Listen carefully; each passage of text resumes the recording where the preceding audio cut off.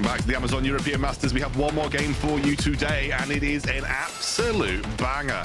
It is the defending champions K-Corp taking on MOUZ. Two strong teams in this group. K-Corp clearly coming in with a lot of expectations, but coming in off the back of an LFL defeat, actually losing out the LFL championship to Misfits Premier. It was actually a bit of a shock. I think most people in France did not expect that to be the case, given the way that K-Corp played in the regular season. And I don't think it really changes how we view K-Corp coming into the European Masters. This is probably still the team to beat. Absolutely. They're the defending champions. Sure, they fell in the finals in LFL, but absolutely huge expectations for K-Corp. The exact same roster as we saw in spring, except minus Adam and plus Cabochard. If you're going to replace someone, I feel that's a fairly decent roster replacement. I think Cabo's a pretty good player. I think he's pretty solid, honestly, Foxy. I'll be honest with you, I think it's definitely an upgrade in some ways, a downgrade in others. Like, I think Adam offered a lot of like individual flair in terms of picking like the Olafs and the Darius is looking for the solo kills, but you get a very strong, dependable, experienced top lane in the form of Cabochard that offers other strengths that maybe Adam wasn't able to have at that point in his career. So I think it's a really strong switch up in the top lane for K-Corp, and they still retain that incredible mid jungle combo of Cinkrof and SAKEN. Yeah, I love Cinkrof and SAKEN. I think both these two could be in LEC at some point for sure. They're always smurf it up in the ERL. SAKEN did have a bit of a showing, Vitality, but wasn't really given a huge shot, I'll be honest. Maybe, yeah, I don't think it's fair enough to write him off as far as what he showed. Wasn't a lot of sample size. On the other hand, of course, we have MOUZ. It's not just K-Corp playing today, though it's hard to not talk about K-Corp because they are so exciting and so good. MOUZ, such a storied organization, been knocking about since like 2012. I think this is their 5th EU Masters in a row, and 4 of those times, I believe they've made maybe 3 out of those 4 times they've made top 4. There are always expectations for MOUZ coming into E-Masters. Like, they are a ridiculously good team. They always do well in the Prime League as well. And yeah, this is genuinely a clash of 2 titans as far as E-Masters history goes. Oh, absolutely. And I think as well, K-Corp are a team that has kind of carved their legacy out. I don't want to use those buzzwords, but they literally have carved that out this year through what has been a meteoric rise through the LFL and then just sweeping into European Masters. They've got a huge, very dedicated fan base, one of the most popular teams in Europe by a country mile, and they're definitely the team that I'm looking at as being one of the favorites for the entire thing, as you would. I don't think anybody else. I think the LFL in general has retained the strength that it had in spring, and it still, to me, feels like the region to beat. I think the LFL is still just that strongest region, but places like the LVP and DAC region, they are leveling up, and we are seeing some flashes of life from the Ultraliga once again. There it is, first ban going to be Karthus. One of the beautiful things about bringing Gadget over from Russia, from the CIS, you may have seen him in Konzalav and playing a lot in at Worlds. He does very well on the Mage's bot, so Karthus is going to be a ban for him. And also the Ziggs, I think is pretty much his signature champion. That's something that is pretty popular as a ban in general nowadays. We'll see whether that's going to get taken away here, maybe even picked up, who knows. It's not going to be that Ziggs ban, so instead focusing a lot more towards the jungle side of things for KC. Let's see where they go for this first pick, like maybe a Viego or something, since you've already taken away Xin and Lee Sin. I think Viego's probably one of the better junglers, well, absolutely is one of the better junglers available if he doesn't get banned by MOUZ. Pridestalkr is already off to a great start, by the way, in the European Masters. He has a pentakill to his name. So he's in a very, very hyped up position. And I think talking about mid jungles, Cinkrof, SAKEN, great in their own right, but Pridestalkr, Czekolad, I think Czekolad got a rough deal of it in XL. I don't think he had the time to kind of show himself. And I think, he is a much better player than maybe people will give him credit for. And he's now got the opportunity to show that here versus the favorites for the entire competition. You're right, though. It is absolutely a Viego pickup here for Karmine. Now the question is whether we see some more Ez priority. We've seen a lot of Ez today. It's been very effective. Both of these players play their Ezreal. xMatty is his most played champion as well. Yeah, so we'll see whether that's something that the teams want to focus on. It's going to be the Rakan here for Kamilius, one of his most played. Nautilus and Rakan is 1 and 2 respectively, but also a takeaway from Targamas because they pretty much share a similar champion pool, so getting a bit of focus on there.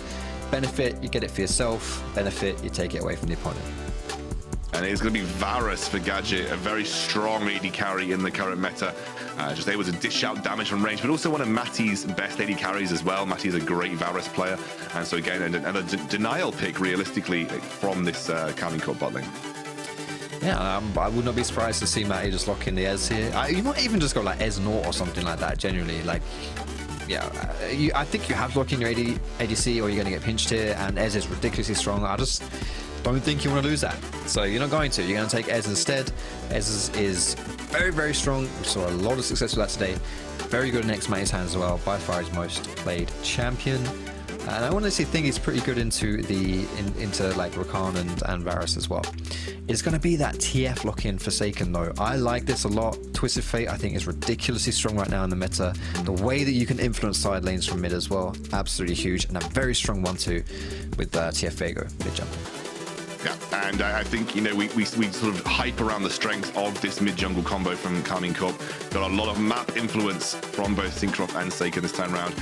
Pick that we've seen a lot of as well. It works so well with Varus. It will be the Trundle now, locked in for MOUZ. Wouldn't be surprised to see that either go, probably Pridestalkr, right? So that's a Pridestalkr lock-in, and that'll be the jungle picked up already for MOUZ. Yeah, I think Trundle is like, as far as that tier list goes, the strength of junglers, Trundle makes a lot of sense here with the Lee Sin, the Zin being banned away and Viego being picked. It's also actually really good in the Twisted Fate. I think it's quite underrated. You can interrupt Destiny with it as well. If TF's TPing and you see him, just knock him out of that. And also it's a champion with no mobility, so you pop that pillar down and suddenly there's a lot of issues there for TF to navigate. So yeah, I'm happy to see that one. It makes a lot of sense. MOUZ now going to choose to ban away these supports from Targamas. Targamas we've seen, I remember watching him in the NLC. Was it still the NLC when he was playing? I think he was, maybe it was the UK LC. He played for Fnatic. I think he played for Fnatic, right? Yeah, he played for Fnatic. But either way, he's very good on these engaged champions. Engaged tanky supports, he loves them. I think it's very solid, by the way, as a support too. I think xMatty and Targamas probably the best bot lane that we have in the entire tourney. Alongside Willow and yeah. I wouldn't be surprised to see Zoe, by the way. I wouldn't be surprised to see a Zoe ban because it's a great pickup. It's a great choice for Czekolad, and you know, Zoe, Varus, very hard to face check that type of comp on neutral objectives, especially if they're ahead. Yeah, so I wouldn't be too surprised. Yeah, Syndra too. That's very correct, and it will be the Syndra ban. But I think Zoe seems like an okay option if you're playing around that Varus kind of long range, like face check me if you dare style comp here. Yeah, for sure. I don't think Zoe's a bad pick here at all. You know, as far as Syndra goes, like the setup from Syndra Trundle would just be too much, way too much. You don't want to be playing against that. And obviously Czekolad's very good at Syndra, so makes a lot of sense. And instead we're going to get this Orianna hover, swap to, yeah, okay. It is the LeBlanc into Twisted Fate. Anytime you see a LeBlanc being picked, you're going to get quite an explosive lane phase, and you can get really, really good gank setups, especially combined with the Trundle into a Twisted Fate. TF's going to have to rush those Merc Treads, but either way, a lot of kill pressure from the mid jungle on both sides, really. It'll be a Jayce slapped in here for Karmine Corp for Cabochard on the top side of the map. And now we will finally see the jungle pickup, which may end up being... Sorry, the top lane, it's support we're still waiting for. My bad. My brain just doesn't function. Could be a Gragas support for Targamas. He's a very heavy roaming support, so any kind of support that can roam across the map. There is the Nautilus still available as well, should he want that also. Another strong pickup for Targamas, but it will be the Gragas that gets locked in that bot lane for Targamas, and now MOUZ looking to respond with their own top laner at this point in time. I do quite like the Gragas and your ability to disposition the Varus specifically, especially if he's charging up any skill shots. Like if he's charging up his Q, he slows down, and that's just really easy for you to throw his ultimate out, just throw the Gragas ultimate out and displace him. And I think that can be really scary. It is going to be the Malphite for Satorius. I quite like this. You're quite heavy on AD for KC. You've got Viego, Jayce, and Ez. Malphite stacking that armor. You can just lose gracefully, and I think stylistically speaking as well, Satorius fairly good on the weak side. Good playing these kind of like tanky champions, and no stranger to engaging either. And it allows you to set up off the back of the Varus ultimate, or set up the Varus ultimate as well. Maybe find those individual picks. So I like this draft. Whereas Karmine Corp, a little more like side lane focused. They've got a lot of 1-3-1 pressure. They've got a lot of ability to kind of like put that pressure down to the side lanes. Wave clear is there a little bit with the Ezreal as well. So Matty just able to self-sustain and potentially in a 1-3-1. But the individual lockdown from Karmine Corp is really strong here. So anyone's out of position, anyone gets caught by a gold card, might be a little bit of a difficult one to play. But I think team fight wise, I don't think they win those out easily. So they have to be a little careful about how they choose to approach those team fight situations. I think the catch potential from both teams is pretty scary. You've got people like Malphite and Rakan on one side, and then like you say, you've got like Twisted Fate and Gragas on the other side. There's a lot of playmaking on both teams, and both teams have pretty good targets as well. Like there's not really a bad target to focus if you are going for these picks. Obviously Malphite might not be the greatest one, but aside from that, like essentially everyone in this game is going to be vulnerable at some point or another. It means we're going to be seeing a lot of kills, and it's going to be a lot of fun to watch. 30 seconds until minions spawn. And it's the first time that we get to see the defending champions Karmine Corp out on the Rift. Excited about this one. We've got a lot to live up to. Is this it's not a lane swap, surely? No. They're backing off. They were expecting a red side invade here, and Satorius was just hovering around bot to get some bit of information, but maybe they were expecting a red side invade coming out from Karmine Corp. Something to note about Satorius' rune choices as well. He's gone for the Arcane Comet. There's really two options you can do on Malphite, Grasp or Comet. Grasp is better into melee matchups because you're able to just trade back with slaps and, you know, get the procs off. But against Jayce, you probably won't be auto-attacking a lot. He's got the range advantage over you. He'll be poking you out.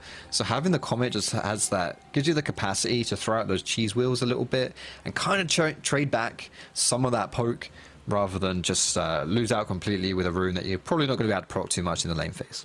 Yeah, it just is a bit useless to take Grasp into those melee matchups there. Kamilius just missing the grand entrance at point blank range on the Targamas there. You can see Targamas happy to take the engage. xMatty goes straight onto Gadget. You can see some body blocking coming through, but that's a lot of damage being traded back as Matty also draws the minions ire.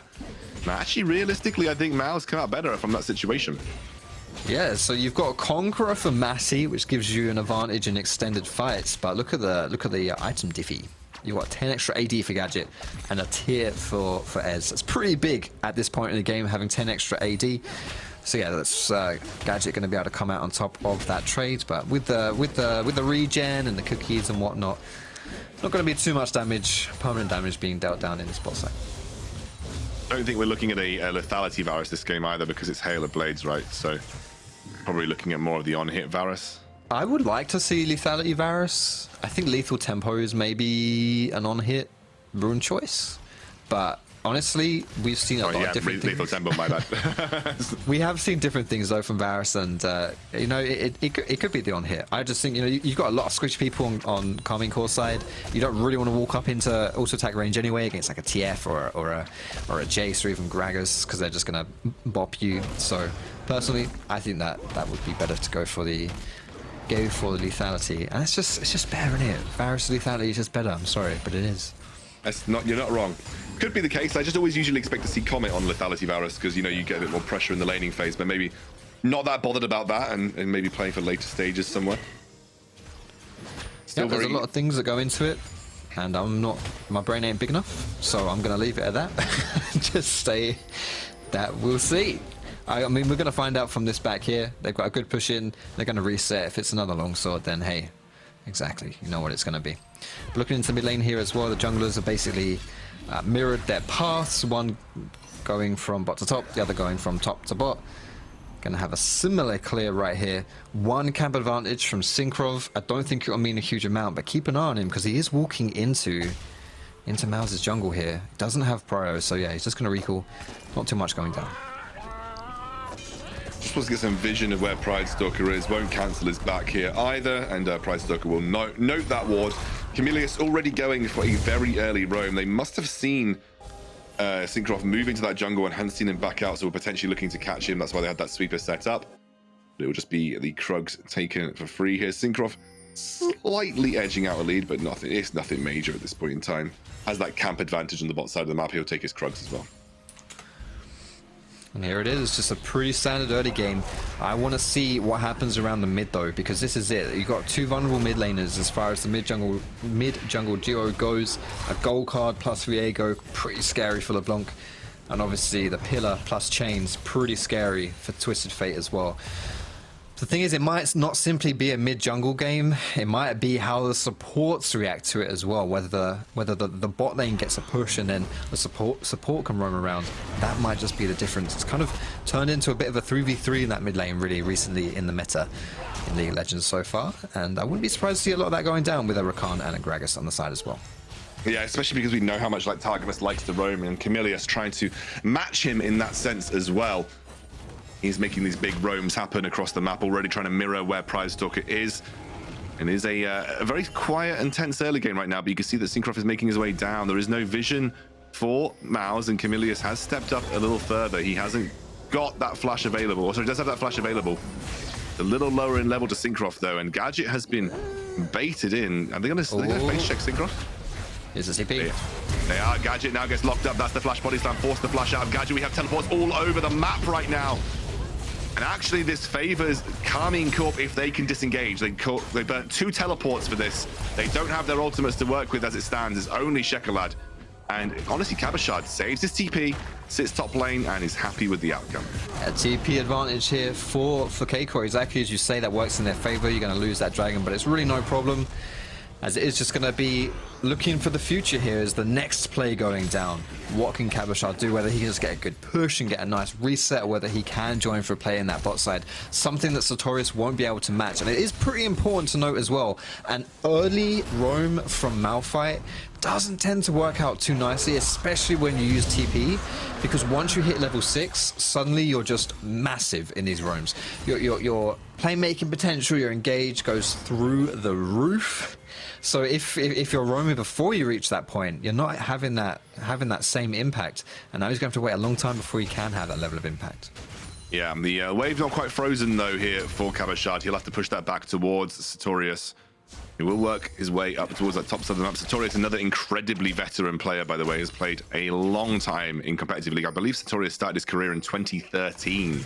Woof. There's a Czekolad. To be a little careful, we'll just use that distortion across the wall, won't get caught out as Targamas again on that roam potential, setting up for the Rift Herald, which you can see Karmine Corp putting a lot of resources into ensuring they have the vision control to secure it. Should get a fight around this red buff as well. Now Satorius doesn't have the TP, he's still only level 5. He doesn't need TP to walk into his red buff though. But he has to get level 6 if he wants to influence this play. You can see that Cabochard is stacking up an absolutely gargantuan wave as well on this top side. And the resources invested by MOUZ to prevent a dive from happening is pretty ludicrous. I mean, Cabochard clearly, I think the idea was to either stack this wave up to look for a dive on Satorius, or stack it up to be able to then push in and get priority in the red side jungle, which is the case for Karmine Corp as they're able to get onto that red buff, which has just reset. That's really unfortunate. That changes a lot, honestly, because now you've missed your window of that huge wave being under the tower. Now Satorius can get in here if he wants to. I think MOUZ should just leave this one. Don't think it's a huge deal to contest your red buff right here. You'll probably lose the Herald as well, but at the end of the day, what can you do about it? And this is kind of what happens when you roamed that early on the Malphite. He's lost that lane pressure, and really smart from KC to use that and translate it into a topside invade. And now they're using that priority to go for the Rift Herald as well. So the setup here for Karmine Corp, they know what they want. This objective will help accelerate the game for them, and they will take it. They would definitely try to take it right here. We'll see if MOUZ can respond. They're looking for it. They definitely don't want to give it up for free. And again, keep your eye on the Satorius ult, because that's going to be a big one right here. If Satorius can get his ulti down, it can change this from being like easy peasy lemon squeezy to not. It looks like that just the threat of it is going to be enough to force KC back. Satorius in trouble. Satorius, he's got that ult to get himself out if he wants it. Also has the flash available. Here comes Twisted Fate. The ultimate's a little far away, and he will flash the gold card. Burns a couple of summoners on his ultimate, but that is not a big deal when you've eliminated that Twisted Fate ultimate. And look at mid, MOUZ, because everyone went topside, MOUZ now using that to get a push in the mid. You're going to get 1, maybe 2 plates here. Oh, they've got the Herald as well, haven't they? Yeah, so this could be a lot of chunking going down onto this mid tower. I don't think you'll take it all, but you'll be able to get a decent amount of damage down. Pridestalkr on this Trundle as well, doing a lot of damage to towers because his Q, it's an empowered auto with that Sheen as well onto towers. That is a lot KC lose a lot for that one. TF ult's now on cooldown too. Great response from MOUZ. Yeah, they get a huge chunk of plates in their favor here. And that now means if they're able to secure the second Rift Herald, all they need to do is drop it next to the tower, and that is mid lane tier 1 broken open. It's the 2 Rift Herald plan to get that mid lane tier 1 open and start to put some aggressive vision down in the enemy jungle. It looks like we are going to get Lethality Varus. It's Manamune into double longsword, so it makes me feel like this could be Lethality Varus here. Yeah, most likely. And I think having a Lethality Varus on your team, you know, against squishy targets is always really nice, because like who's gonna tank the Varus skill shots on Karmine Corp? No one. If anyone tanks it, they're gonna hurt. They're gonna hurt big time. So it's really nice when you just have like pick of the litter here for Varus to get some good targets. He has to be careful though. Targamas only level 4. Might have to flash still. Nope. Just gonna walk away. Getting all this solo experience onto your AD carries. Kamilius has a slight XP advantage over Targamas. As you can see, Targamas is pretty far behind the rest of the field because of how roam heavy this guy is, like constantly looking to be part of something on the map. And that's the meta right now. Supports are not really supposed to be lane babysitting their AD carries. They're supposed to be mirroring their jungler and trying to help set up places. Why supports that are effective before level 6 are really important. And both of these supports can have those kind of impacts in the smaller skirmishes before that stage in the game. Yeah, very true. And supports that can engage are quite nice as well. People like Leona Nautilus are quite popular in meta for similar reasons. But yeah, the Rakan Gragas both being very active on the map right now. You have to be careful. You have to respect it. It's not just a jungler now that can show up into your lane. It's also the support. And whenever it's, you know, surviving 2 people is a lot easier to survive than that third person, especially when a third person is often bringing a lot of CC. Czekolad can see that ward instantly swept, so he knows he's in a little bit of danger here as he dives across the Targamas, tries to protect this control ward, but it won't happen for long as Cinkrof moves in and takes it away. Relatively, again, quiet game between these two. Is a small gold lead built up, I think primarily coming in the form of Cabochard's experience advantage, gold advantage, as well as the CS difference in the mid lane. SAKEN and Cabochard able to build up a decent lead just through pure CS alone, as it is the second Drake being started up by Karmine Corp. Oh, there's a TP flank.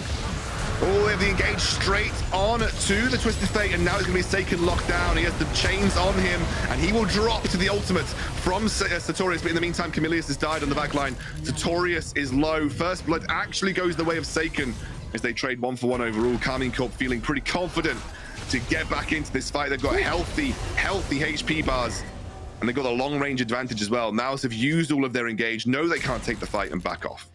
Look at the positions of the waves as well. There's a wave pushing into mid, there's a wave pushing into top. It's all working out on favor here for KC. Able to get that dragon and get the first blood there as well. Perfect timing right here. Satorius is just not getting in quite in time for this engage. And yeah, Targamas did a great body slam there, to interrupt Satorius on that Malphite to not instantly pull that trigger. But 1-for-1, you'll absolutely take that if you're Karmine Corp. You got the dragon as well. You're also honestly not really expected to win these grouped up fights, so anytime you can get equal, yeah, absolutely you'll be happy about that one. It is Infernal Drake as well that is going to be the contest this game. First time we've seen, I think, Infernal Drake over the last 3 games today, and it is a spicy one for both these teams. Like, neither team will be unhappy with a Infernal Drake soul, especially because of the range that both these teams have coming into this. Absolutely. Infernal Soul is really strong if you have poke. And there's a lot of poke, honestly. Like, you got Jayce, you got Varus in this game. And it's just like, anytime you can put down damage, you just amplify that with the Infernal. And like I said about like the strength of the poke earlier on as well in this game, like there's a lot of good targets to get good poke off. The thing is, if you're just amping everything up to 11 as far as damage goes, and there's a lot of squishy people in the game, yeah, the game turns into a bloodbath. The priority to stop teams from getting Infernal Soul and just the Infernal Drakes for the buff itself actually rises pretty high, and I would expect to see a lot of fighting around the dragons as it spawns in the future.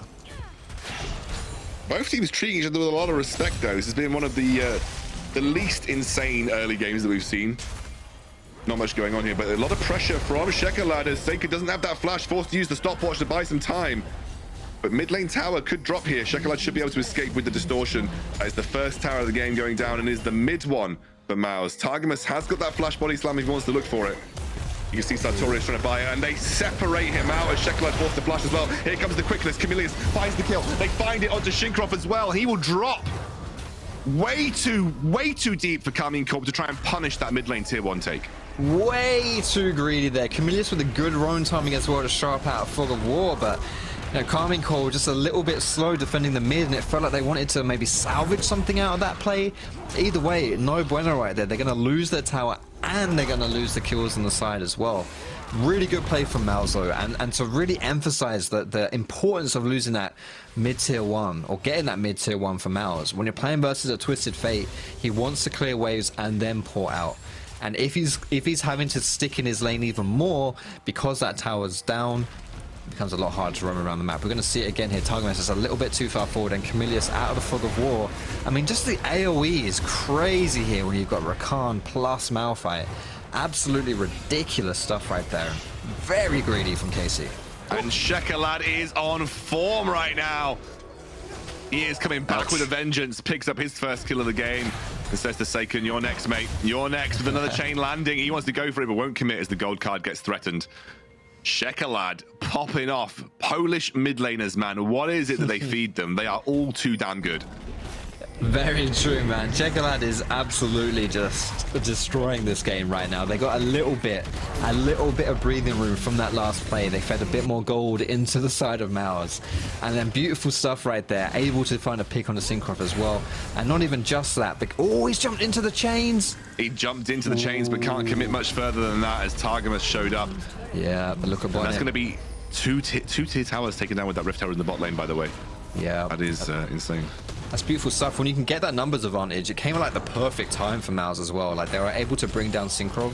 Then there's only 4 people on the map, and because Czekolad was still pressuring mid side, it was really hard to carve a bot. And then bam, easy peasy. You get 2 towers bot. Really nice stuff, picking up that gold. And we were talking about a 1k gold lead for KC like what, 5 minutes ago? Now it's a 1k gold lead for MOUZ. Really good comeback in this game. Got the next dragon spawning, second Drake for either team. MOUZ probably feeling confident now. They have those ultimates available. Their team fight feels a little stronger. They know that they don't have to play at range the entire game because they have that go button of the Malphite and the Rakan to an extent. They have answers for poke, essentially. And they're keen to make those felt as the Czekolad jumps in. Just tickles SAKEN a little more here. Targamas? Oh, yeah. That was that was his ult, yeah. Okay. Maybe a slight misclick on that one. Not 100% sure, but that's not going to be up for this fight. Gadget's already... Oh, Gadget by himself right here. That was an awkward bit of positioning. Targamas doesn't have the flash available, though, and actually, one shock blast has kind of won the fight here for Karmine Corp, and they're going to get on to that dragon. So I say that MOUZ are now grouping back around. They want to look for the fight here. But it's too late again. They're not going to be able to contest. And Czekolad jumps in, doesn't quite find a stun. That will be the ultimate. Is missed away, good flush away, or good heart stopper away rather. And that's going to be SAKEN now, being focused down. Over the wall goes Karmine Corp. They group up, they start to slap. And MOUZ are going to regret getting into that pit. xMatty picks up a kill here. Brilliant response from Karmine Corp as Cinkrof tries to chase down Gadget. May even be able to under his own tower as Targamas finds the body slam. Double kill for xMatty. And Karmine Corp do what they do best. And that beautiful synchronized team fighting works out well. Absolutely, really well played there from Karmine Corp. Just the decision making plus the micro.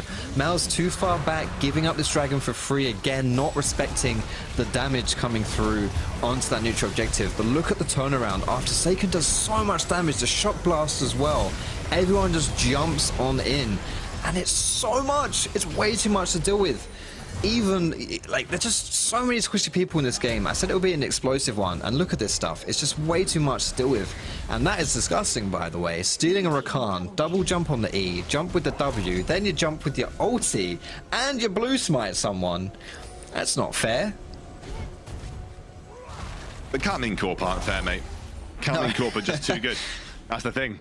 Very true. And Pridestalkr did 0 damage that last team fight, by the way. I don't think he landed a single basic attack, bless him. He's not able to get in versus this constant hand-holding from, or constant hand-pushing rather, from Karmine Corp, able to keep the entire MOUZ team at range. And if you miss that Malphite ultimate, it feels a little doomed for MOUZ. They weren't able to land the engage they wanted to there, and Karmine Corp were able to re-engage once the big scary CC had already been dropped. Yeah, and it's really crucial as well, like to get some damage from the lethality Varus, like before the fight really starts. I don't think they were able to land that down too much. Part of that is just because they gave up control of the river, though. Like MOUZ decided to back away, and when the opponent's not playing into you, like when you're playing into them, you have to walk into them, you have to face check them. Your poke takes a big hit, and that's why you saw Cabochard was able to put down loads of poke, and Gadget wasn't. So yeah, that's a bit tricky for them now, being 2 dragons down for MOUZ. They're going to move towards the top side though, and I think KC going to have a good response into mid, if that's what they want to go for. Have the option for that mid lane tier 1 right now, and they have also got the split push pressure with Cabochard starting to open up. It is a pretty significant gap between him and Santorin right now. Santorin's the Team Liquid jungler. Yeah. And that'll be tier 1 taken for free. You know, Satorius can't block that off. He knows that Cinkrof was hovering, but they'll trade 1-for-1 across the map. This is going to be more and more of a problem as the game goes on, though, for MOUZ not being able to hold Cabochard in this 1v1 against the Malphite. Like, he doesn't have any kill pressure against Satorius. Cabochard's not going to be able to bring him down, but he doesn't need to. Cabochard just sits in that lane, pushes the minions in, chunks away at the towers, and that by itself is just too much. It's too much for MOUZ to be able to deal with. There's a huge lead, as you're saying as well, just in the CS. In the levels 2, it's a 2-level difference. And then once we do get into these team fights, that one shock blast from Cabochard is going to just absolutely obliterate MOUZ. And they are starting to ramp up in those items as well. 2 items for xMatty. The Divine Sunder are completed. The Eclipse is there, as well as the Mana Mune that's stacking right now for Cabochard. These items are going to start to hurt. And yes, eventually Satorius is supposed to absorb that poke. Satorius is supposed to be the one that just takes it and kind of walks with it, and then finally finds an opportunity to look for the ultimate. But right now, that's not the case. Those squishies on the back line, Czekolad, Gadget, if they absorb just at least even one of these accelerated shock blasts, that's like half their HP almost just evaporated, and that's what Karmine Corp are using to their advantage right now. And the whole thing about having a winning side lane is like Cabochard was able to push Malphite under tower, and then he's been out of bot and he's been grouping up for like the last minute. So now he's created like a whole window for himself and his team to group up. Here comes the fight. And they're trying to force it onto Targamas, who's very beefy and will able to get away with it, and Czekolad on the sidelines, just not able to get past SAKEN. SAKEN tries to edge him out with that Twisted Fate ultimate, but Czekolad will bounce back to that distortion. Pridestalkr absorbs that shock blast to ensure that he gets away, but it is a one fight for Karmine Corp at this point in time, and they're getting good setup for the next dragon. Exactly, next dragon's up in 30 seconds. Now should be able to reset, lick their wounds and come back for it. But the thing is, Malphite's still having his ultimate. Should be able to pull the trigger, and Karmine Corp are gonna have to respect that one. They might even just want to let this one go, because they did use a lot for themselves, and honestly with that go button still being up for MOUZ, could be a scary one to contest. Looks like Karmine Corp, of course, the kings of contesting, the kings of team fights, not gonna let it go down for free. Let's see what poke can land this time around, both from Gadget and from Cabochard. Targamas will take a little bit of damage early on here. You can see the Cinkrof just getting space with that path to try and find his way into the back end of this team fight. They'll spot him out once that drops. You can see Kamilius is also looking for a flank play, that grand entrance. Too slow to react though. MOUZ will take the second dragon of the game. It's 2-2 apiece. Karmine Corp, as you said, they're not silly enough to go for it when they don't feel like they have the edge. And they will just back off that Drake. And now the game slows down a bit. We wait for this next dragon to spawn, or we start playing around this Baron. I would not be surprised to see this Baron go down before the next dragon. And it really starts from the way that Karmine Corp will play sides. Like you've got to sort your minion waves out. You've got to make sure those are pushing in, and then like either Cabochard or SAKEN is going to leave the lane, and they're going to group up somewhere else, right? So Cabochard can either run through, get a shock blast down, and if he's able to poke people out of position, they've got to back away, and then that creates pressure for you. Maybe you can siege, maybe you can move into the jungle, get vision, whatever. SAKEN on the Twisted Fate, do something similar, catch people out of position with the Destiny. But it all starts in the side lanes. You've got to push those down, you've got to get those working in your favor, and then you can make it happen. Kamilius just trying to ward Targamas away a little bit here. We have that Baron obviously engaged now, another objective that will be thought of by both teams. Cabochard, as you said in the side lane, just impossible to deal with right now. And you can see actually they've split out Czekolad to another side lane pressure. He's probably not going to go for the 1v1 with SAKEN. SAKEN's going to be staying well away from that. Doesn't want to give anything away for free, but SAKEN will happily clear those waves and should be able to prevent any pressure on towers. But I can't really say the same for Satorius versus Cabochard. That will be a little bit more difficult to make a reality. So now the question is, you built yourself that window. Cabochard was able to get a good reset in, so he's not going to be able to have the same kind of pressure on the map right now. Instead, trading that for a recall. He had so much gold. He bought a Last Whisper and 2 long swords. It's just getting huge, and you group up with this poke. It's absolutely ridiculous. What can you do about it? But here we go, rinse and repeat. Cabochard's walking back down bot side. This time he won't go for the reset though. He'll be able to group back up. It's going to be a catch on Satorius. Oh, a little bit of anti-synergy though. Just messed up that explosive cast as Czekolad tries to get onto xMatty. Unfortunately, Karmine Corp just a little uncoordinated, a little out of sync when it came to isolating out Pridestalkr there. And they weren't able to get it to make it happen. But that's huge though, having no ulti from Satorius.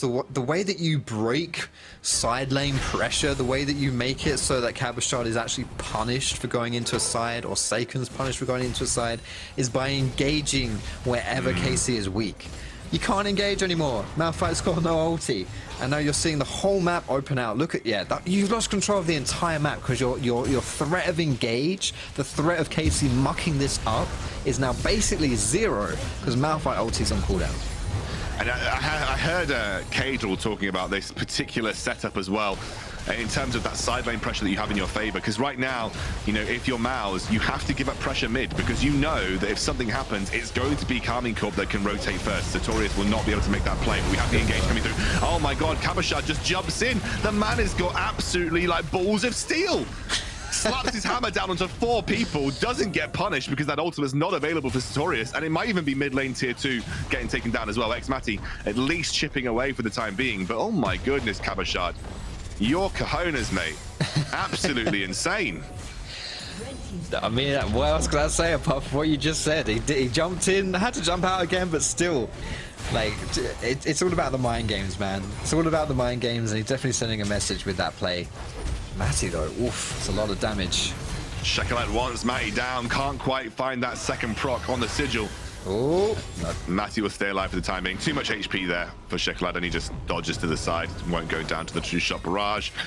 And right now, Karmine Corp, they're ramping up, putting the pressure on, showing why they're the European Masters defending champions as well.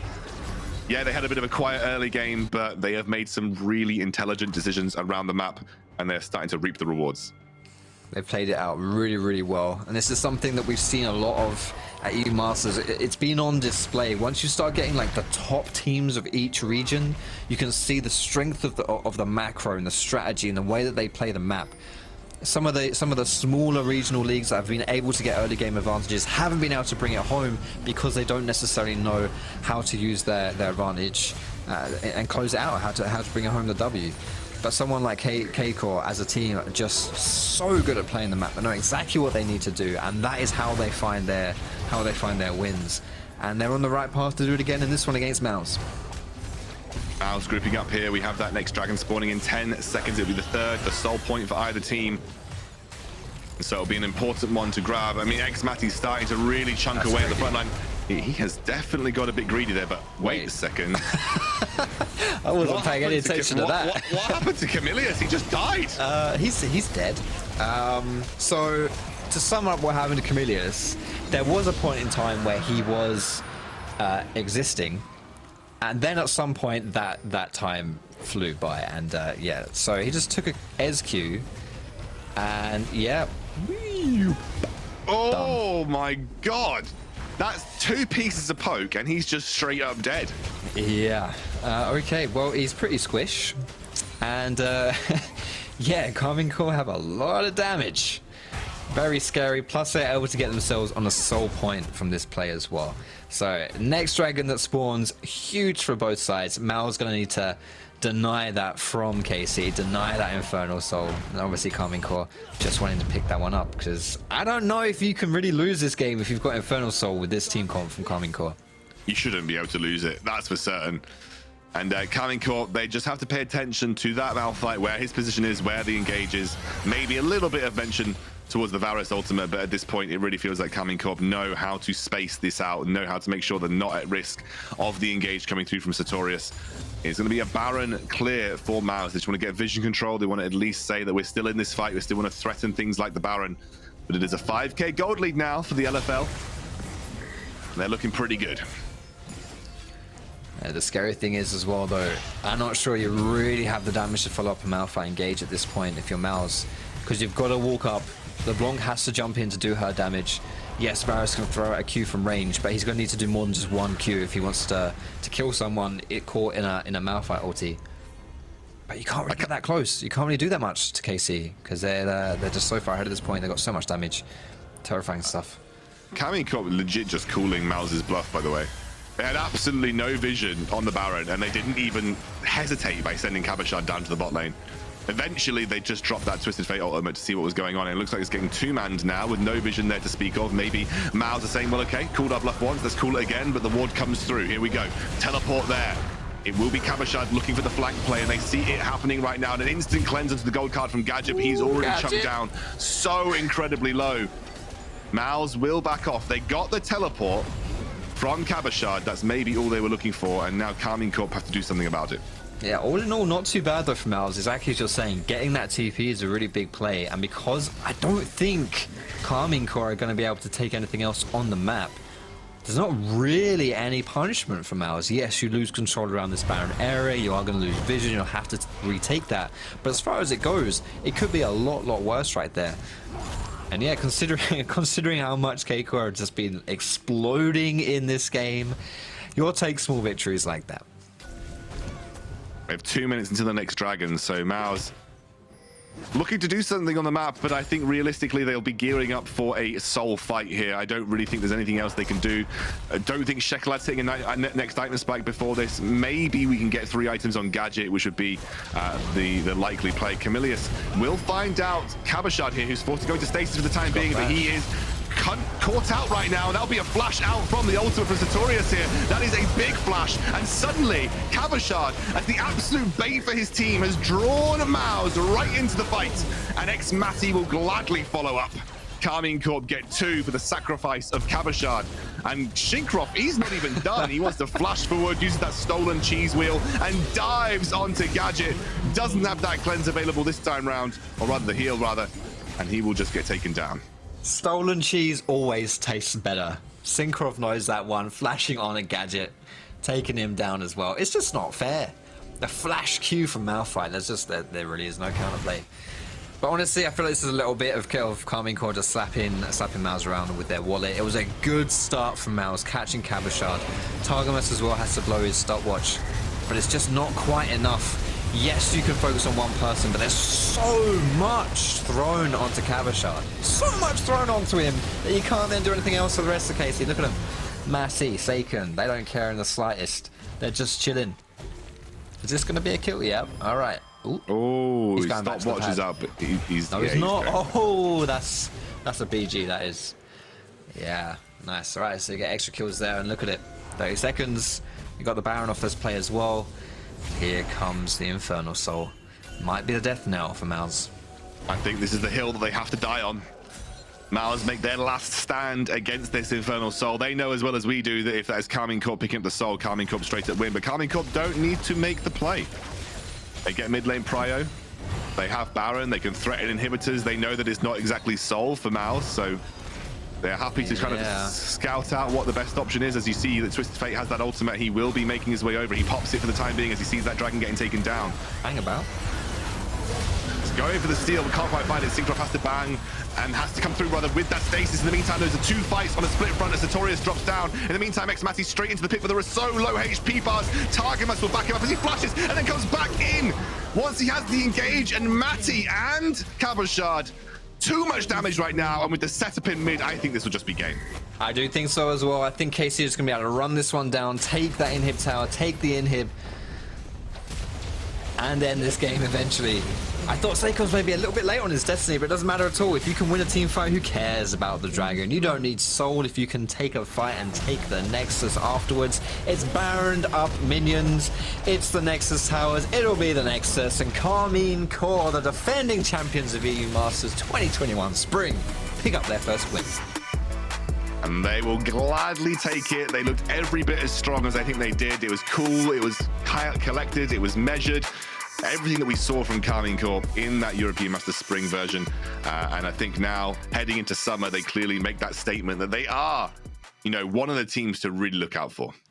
Absolutely. Like, you've always got eyes on Karmine Corp, whether it's because they're, like, just Karmine Corp, the blue wool, or whether because they're probably the best team in EU Masters. There's always a good reason to keep your eyes on them, and I think they showed it this game as well. I was really impressed with the way they played the map. MOUZ are no slouch, by the way. This is not an easy team to beat, and they were able to do it relatively convincingly. Not always ahead, but still look like they were always in control of the game. Yeah, and I think realistically, it was just that, as you said, once that Malphite ultimate had been negotiated, it didn't matter for Karmine Corp. They didn't really care about anything beyond that point. They were able to just utilize that superior range. Yeah, the Varus was playing lethality, was trying to play the similar kind of range, but it's basically 2 Varuses versus 1 Varus when it comes to respective poke. And 2 Varuses are better than 1 Varus, and it worked out in favor of Karmine Corp. Yeah, two is greater than 1. You're not wrong. And KC, just the way they're able to play team fights as well. Like, there's just so much to envy about watching these guys play. And there's a reason why LEC teams scrim our top EU Masters teams, because they are genuinely very good. Yeah, I mean, that was, like we said, that story from Adam where he talked about scrimming G2. Won't go into the details of it. It was very funny. I do recommend that you go and watch that story. But Karmine Corp were already on the radars of a lot of the top-tier LEC teams. They were already scrim partners for people at that level. And a lot of people do say that, you know, should you just stick this Karmine Corp roster in LEC, very likely that they would do well. You know, you're looking at people that could be the new Mad Lions, you know, in the forms of the talent that we've got on this roster. And I think that's what the European Masters is all about. It's about identifying people like that who 2 years down the line could be lifting the LEC trophy, maybe even 1 year if you're lucky, like some of the people like Elyoya, for instance, who was an absolute beast, obviously. But that has rounded out our day, our first day here at the European Masters. That has been an exciting one. There's been some near upsets, but I would say for the most part, some relatively expected victories overall. Yeah, I think that the teams that we thought would win did, but I wouldn't say they necessarily did in the fashion that I was expecting it, at least. It's definitely, they're definitely going to have to work for it as we move forward here. And I honestly think, like, it's a good showing of, like, we started doing the C Masters in 2018. There was huge differences between the top teams and the bottom teams then. And even now, like, I just think, even though the results might show, you know, like, still the top teams coming out as winners, the way that the games are actually focused and the way that they're fought through, they're pretty even games. They're not as one-sided as it's been, and I just think a lot of the ERLs are really climbing up. Well, let's take a look here. Misfits Premier and UCAM in Group A take 1 win apiece. That is a rough group for Anathosis, but they do have, again, another close game in their favor, as we heard Hiprain and Jamada saying. They were impressed with the way that they actually approached that game overall. Fnatic Rising, great win for them versus Big. I think most people would have expected Big to have picked up a win on their first day. But other than that, I would say some relatively expected results, but some close games nonetheless. Absolutely, and they're off to a good start here. The groups are not going to be easy to get out of. Any of these groups, you've got like 3 teams that all look really good, and you know, only the top 2 get out, and that's the difficulty right there. You know, like, you can't afford to drop too many games at all if you do want to make it out of the groups, and it's definitely going to be interesting as we push forward. And speaking of pushing forward, this is what we got tomorrow. Germans versus the Spanish for our first game. Movistar versus Penta 1860. Yeah, I'm excited about a lot of these matchups. Fnatic Rising versus Illuminar, MOUZ versus Macho as well. Matchco, keep saying that wrong.